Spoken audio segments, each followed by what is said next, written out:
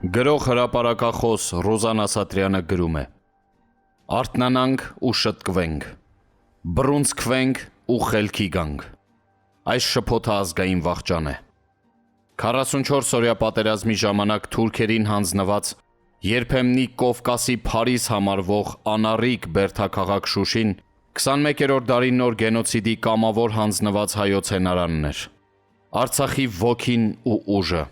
ինչպես 20-րդ դարում խաբեությամբ ու խորամանկությամբ, ինչպես նաև հայկական հերթական դավաճանության պատճառով հանձնվեց երբեմնի հայոց թագավորանիստ բերդաքաղաք Ղարսը, որտեղ գտնվող ահռելի քանակությամբ զենքով ու զորքով կարելի էր ազատագրել պատերազմում թուլացած Թուրքիայի կողմից բռնազավթված Արևմտյան Հայաստանը։ Ավաղ, նույնը ինչ կատարվեց Արցախում։ Ինչու՞, ով ենք մենք և ով է Ալիևը, որ մեզնից խլի մեր ազգային իրավունքները։ Մեր մեջ որոնենք, արթնանանք ու շտկվենք։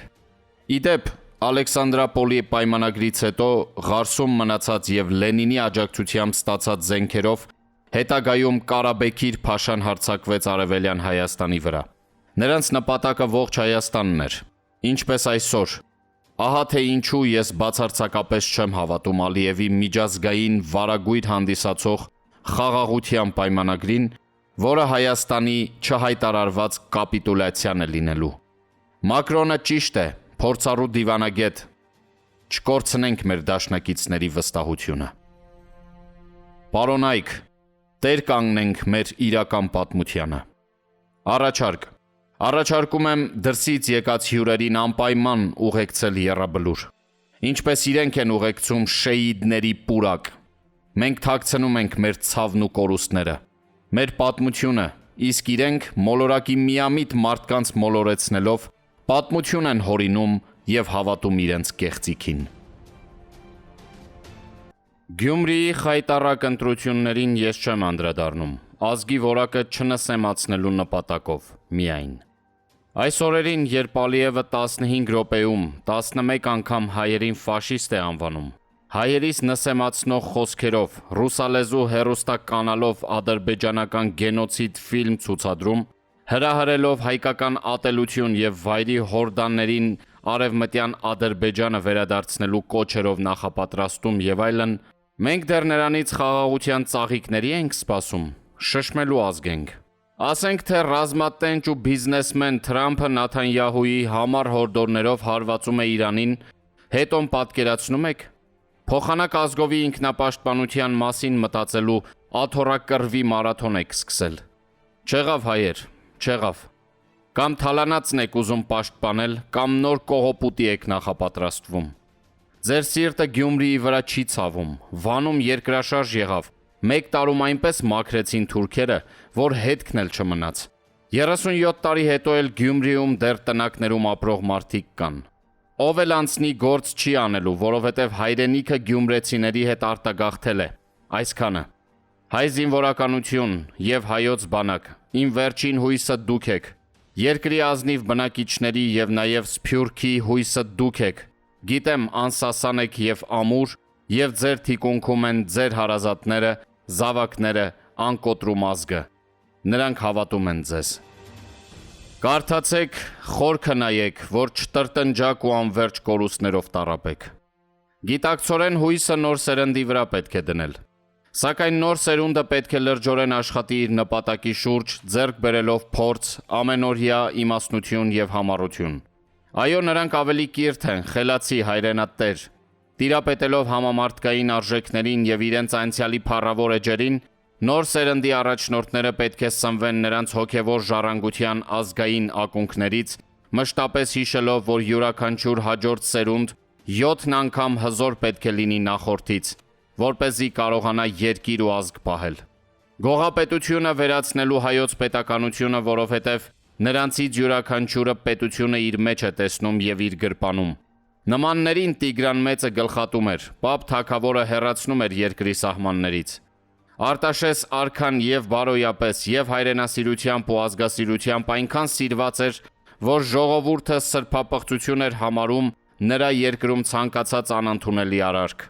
Պատմությունից խուսափողներին հիշեցնեմ, Արտաշես արքայի մահից հետո որդու արտավազդի խոսքերը. «Դու գնացիր և զամեն տարար քեզ հետ, այս ավերակացս ինչպես թագավորեմ»։ Փառահեղ է,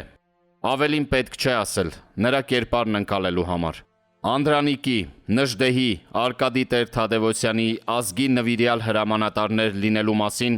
մշտապես աչքի առաջ ունեցեք, հրամանատարն է բանակի հաղթանակի ուղեղը։ Ազգ և պետություն, սա պետք է լինի պետական աթոռներին մոտեցողներից յուրաքանչյուրի նպատակը, ոչ թե երկրի կողոպուտն ու հարաստահարումը։ Սիրելի ժողովուրդ, երբեք մի վստահեք նրանց, ովքեր թեկուզ մեկ անգամ իրենց շահերի համար հարված են հասցրել ազգի սրտին։ Որպեսզի մոլորակի մարդկությունը ազատագրվի այս գլոբալիզացման աշխարհակործան պատերազմական քաոսից, անհրաժեշտ է ազատագրվել խոշոր և մանր կայսրությունների սիոնիստական նյութապաշտական որջերից, այլապես տարածքային հարստությունները յուրացնելու դեմոկրատական քողի տակ շարունակվելու են արյունակամ լինել փոքր ազգերն ու պետությունները։ Ներազգային հայեր, խուսափեք իշխանության բերել բառի բուն իմաստով անբարոյականներին, եթե իշխանության պայքար է, ոչ թե հայրենիքի հզորացման, Հայաստանը խելքի չի գա։ Դարձի եկեք բոլորդ։ Մենք չենք սիրում մեր հայրենիքը։ Մենք սիրում ենք մեր գրպաններն ու կեղծ հեղինակությունները։ 44-օրյա պատերազմի 5-րդ տարին է։ Նայում եմ այդ տարիներին Իրանի կողմից ստեղծված ռազմական հզորությանն ու պապանձվում։ 5 տարի փոխանակ Հայաստանի լեռները ռազմաբազաների վերածեինք։ Փոխանակ թշնամու կողմից բռնագրավված Հայաստանի սուվերեն տարածքները հետ վերցնեինք։ Հայաստանը դարձնեինք բերդ ու ամրոց։ Ամեն գնով պահեինք Արցախը, զարգացնեինք Հայաստանի տնտեսությունը, հային չտեսնեինք Բաքվի բերդերում ստորացված, փոխանակ Հայաստան սփյուռք մեկ բռունցք դարձած Հայաստանի արժանապատվությունը դանկոյի սիրտ դարձրած մեր չքնախ երկիրը անխոցելի դարձնեինք։ Կարող եմ շարունակել, բայց ոչ, կանգ առնեմ և ասեմ. մենք չենք սիրում մեր հայրենիքը։ Մենք սիրում ենք մեր գրպաններն ու կեղծ հեղինակությունները։ 5-6 տարի շարունակ նույն սալի վրա նույն օդն է ծեծվում։ Դավաճաններ, թալանչիներ, գողեր, ավազակներ, անբարոյականներ, գեյեր, թմրամոլներ, երկրի հարստությունը օտարին բաշխողներ, գործակալներ,